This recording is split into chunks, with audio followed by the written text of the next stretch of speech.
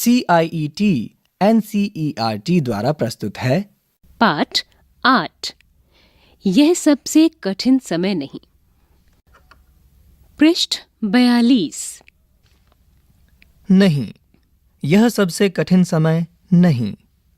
अभी भी दबा है चिड़िया की चोंच में तिनका और वह उड़ने की तैयारी में है। अभी भी झरती हुई पत्ती थामने को बैठा है हाथ एक। अभी भी भीड़ है स्टेशन पर। अभी भी एक रेलगाड़ी जाती है गंतव्य तक, जहां कोई कर रहा होगा प्रतीक्षा। अभी भी कहता है कोई किसी को, जल्दी आ जाओ कि अब सूरज डूबने का वक्त हो गया।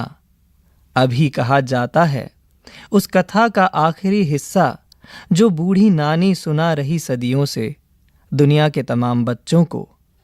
अभी आती है एक बस अंतरिक्ष के पार की दुनिया से लाएगी बचे हुए लोगों की खबर। नहीं, यह सबसे कठिन समय नहीं। जया जादवानी। पृष्ठ 43। प्रश्न अभ्यास। पाठ से 1। यह कठिन समय नहीं है, यह बताने के लिए कविता में कौन कौन से तर्क प्रस्तुत किए गए हैं स्पष्ट कीजिए। 2। चिड़िया चोंच में तिनका दबाकर उड़ने की तैयारी में क्यों है? वह तिनकों का क्या करती होगी? लिखिए। 3। कविता में कई बार अभी भी का प्रयोग करते बातें लिखी गई हैं। अभी भी का प्रयोग करते हुए 3 वाक्य बनाइए और देखिए उनमें लगातार, निरंतर, बिना रुके चलने वाले किसी कार्य का भाव निकल रहा है या नहीं। पृष्ठ 44। 4।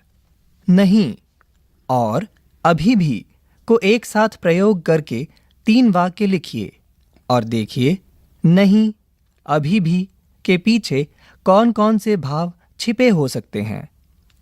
कविता से आगे। 1। घर के बड़े बूढ़ों द्वारा बच्चों को सुनाई जाने वाली किसी ऐसी कथा की जानकारी प्राप्त कीजिए जिसके आखिरी हिस्से में कठिन परिस्थितियों से जीतने का संदेश हो। 2। आप जब भी घर से स्कूल जाते हैं, कोई आपकी प्रतीक्षा कर रहा होता है। सूरज डूबने का समय भी आपको खेल के मैदान से घर लौट चलने की सूचना देता है कि घर में कोई आपकी प्रतीक्षा कर रहा है। प्रतीक्षा करने वाले व्यक्ति के विषय में आप क्या सोचते हैं? अपने विचार लिखिए। अनुमान और कल्पना। अंतरिक्ष के पार की दुनिया से क्या सचमुच कोई बस आती है जिससे खतरों के बाद भी बचे हुए लोगों की खबर मिलती है? आपकी राय में यह झूठ है या सच? यदि झूठ है तो कविता में ऐसा क्यों लिखा गया? अनुमान लगाइए। यदि सच लगता है तो किसी अंतरिक्ष संबंधी विज्ञान कथा के आधार पर कल्पना कीजिए कि वह बस कैसी होगी। वे बचे हुए लोग खतरों से क्यों घिर गए होंगे? इस संदर्भ को लेकर कोई कथा बना सके तो बनाइए। अभी आप सुन रहे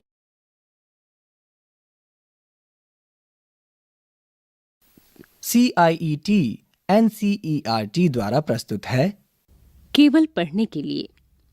पहाड़ से ऊंचा आदमी। पृष्ठ 45। 360 फीट लंबा और 30 फीट चौड़ा पहाड़ काटने के लिए कितना वक्त लग सकता है? निश्चित ही टेक्नोलॉजी के इस युग में इस सवाल का जवाब इस बात पर निर्भर करेगा कि आप पहाड़ का सीना चीरने के लिए किस मशीन का इस्तेमाल कर रहे हैं। लेकिन अगर यह पूछा जाए कि इसी काम को एक ही शख्स को अंजाम देना हो तो कितना वक्त लगेगा?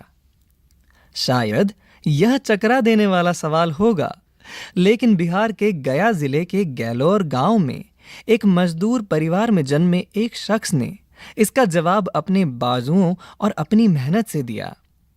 पहाड़ को हिला देने वाले उन दशरथ मांझी ने राजधानी दिल्ली में 2007 में अंतिम सांस ली। उनका जन्म 1934 में हुआ था। वर्ष 1966 की किसी अल सुबह जब छेनी हथौड़ा लेकर दशरथ मांझी अपने गांव के पास स्थित पहाड़ के पास पहुंचे तो बहुत कम लोगों को इस बात का पता था कि इस शख्स ने अपने दिल में क्या ठान लिया है।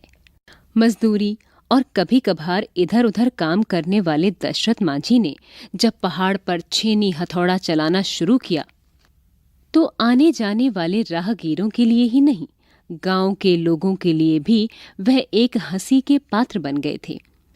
पृष्ठ 46। जीवन संगनी फागुनी देवी का समय पर इलाज न करा पाने से उसे खो चुके दशरथ मांझी को इससे कोई फर्क नहीं पड़ा।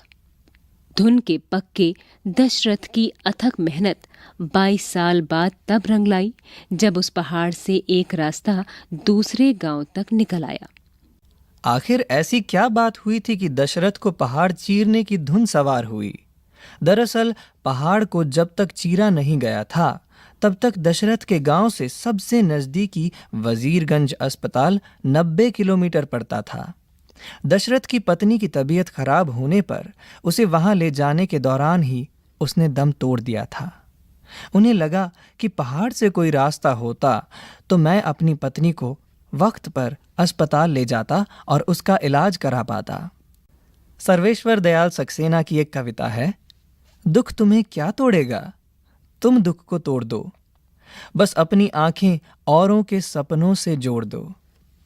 जिंदगी का 30वां वसंत पार कर चुके दशरथ मांझी ने शायद शेष गांव के निवासियों के मन में दबी इस छोटी सी हसरत को अपनी जिंदगी का मिशन बना डाला और अपनी पत्नी की असामयिक मौत से उपजे प्रचंड दुख को एक नई संकल्प शक्ति में तब्दील कर दिया।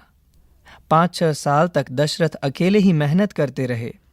धीरे धीरे और लोग भी जुड़ते चले गए। वहां एक दान पात्र भी रखा गया था जिसमें लोग चंदा डाल देते थे। कई लोग अपने घर से अनाज भी देते थे। आज की तारीख में आप कह सकते हैं कि गहलौर से वजीरगंज जाने की 80 किलोमीटर की दूरी को 13 किलोमीटर ला देने वाला यह रास्ता एक श्रमिक के प्यार की निशानी है। एक अंग्रेज पत्रकार ने लिखा, पुअर मैन्स ताजमहल।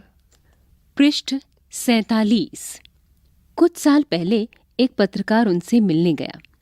तब एक फक्कड़ कबीरपंथी की तरह यायावरी कर रहे दशरथ मांझी ने उन्हें अपनी एक प्रिय कहानी सुनाई थी, जो उस चिड़िया के बारे में थी जिसका घोंसला समुद्र बहाकर ले गया था।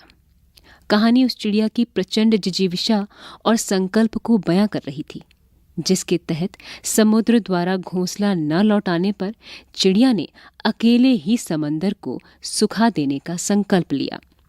शुरुआत में उसे पागल करार देने वाली बाकी चिड़ियां भी उसके साथ जुड़ गईं और फिर विष्णु का वाहन गरुड़ भी इन कोशिशों का हिस्सा बन गया।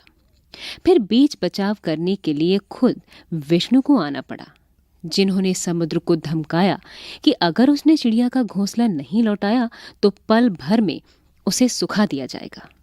तब पत्रकार ने जब उनसे पूछा कि कहानी की चिड़िया क्या आप ही हैं, इसके जवाब में आंखों में शरारत भरी मुस्कान लिए दशरथ मांझी ने बात टाल दी थी। पिछले कुछ सालों से दशरथ मांझी कबीरपंथी साधु बन गए थे और यायावर बने हुए थे, लेकिन कबीर का उनका स्वीकार महज ऊपरी नहीं था। उनके विचारों में भी कबीर जैसी प्रखरता थी। गरीब और मेहनतकशों का ईश्वर पूजा में उलझे रहना और तमाम अंधश्रद्धाओं का शिकार होना उन्हें कचोटता था। वे कहते थे कि जिंदगी भर फाका कशी करते रहे आदमी की मौत के बाद मृत्यु भोज में अच्छे अच्छे पकवान खिलाए जाते हैं। इसके लिए लोग कर्जा क्यों लेते हैं? दशरथ मांझी हमारे बीच नहीं हैं, लेकिन क्या वे हमें उन मिथकीय पात्रों की याद दिलाते प्रतीत नहीं होते जैसे पात्र हमें पुराणों में मिलते हैं? फिर चाहे प्रोमीथियस हो या भगीरथ, ऐसी शख्सियतें जो मनुष्य की उद्दाम जिजीविषा को प्रतिबिंबित कर रही होती हैं और अपनी कोशिशों से प्रकृति की दानव शक्तियों और इंसानियत के दुश्मनों से लड़ रही होती हैं। अपने जीवन का फलसफा बयान करते हुए उन्होंने एक पत्रकार को शायद इसीलिए बताया था कि पहाड़ मुझे उतना ऊंचा कभी नहीं लगा जितना लोग बताते हैं। मनुष्य से ज्यादा ऊंचा कोई नहीं होता। सुभाष गाताड़े।